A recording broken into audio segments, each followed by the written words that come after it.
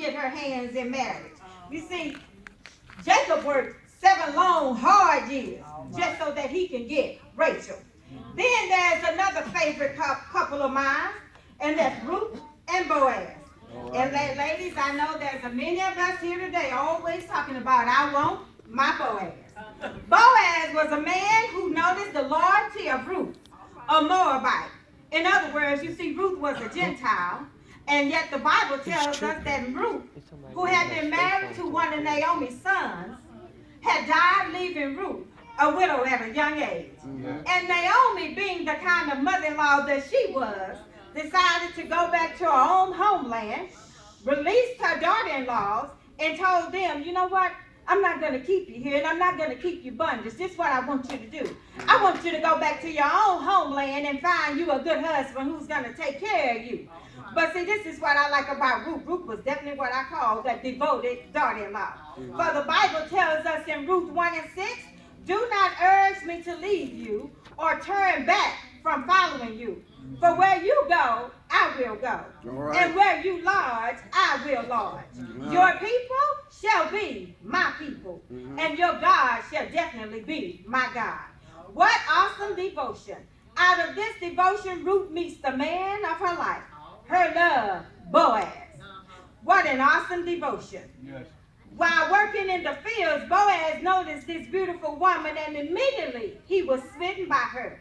And this is what I like what Boaz did. Boaz instructed his field hands. What I need you to do is I just need you to leave an extra grain down there and leave it behind for Ruth so she can go head on and pick it up and take care of her and Naomi. See, ladies, here's a man who out of compassion and obedience cared for the needs of Ruth and Naomi. Then the story goes on to tell us that Ruth and Boaz were married. And out of this wonderful love story, we get their son, Obed, the grandfather of King David, and the lineage of our Christ, our Messiah. And I like this couple because this is what they also gave us. They gave us into the heritage of God's directed plan. You see, all along, God had included us in his bloodline because I've already told you that Ruth was a Gentile. So that just lets you know that we were never left out of the heritage of God. You see, and what I want to call Jesus, Jesus was both a Jew and a Gentile. You see, and what we have here, what we have is one of God's great wonders. And let me tell you about something else about the greatest love story in the Bible that ever exists. And that is the story of none other than Jesus Christ, in whom I am in love with a good man. Now my Bible tells me that Jesus laid down his life for a friend. Yes. What friend do you know that will lay down his life for you?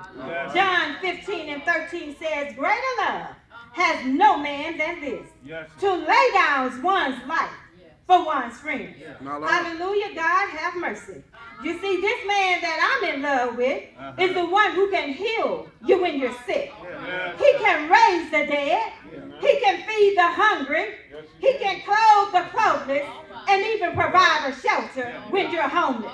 You see, what a man, what a man, what a mighty good man. Who is this man, they say? He is mine and he can be yours too. For the Bible tells us is all we have to do is accept him.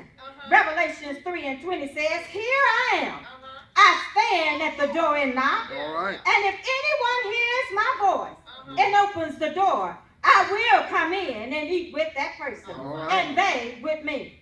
And this is what I like about a songwriter named Gladys Knight. She had this song called You Are the Best Thing That Ever Happened to Me. And then she goes on to say in that song, she says, I've had my shares of ups and downs. My faith's been kind and the downs have been few.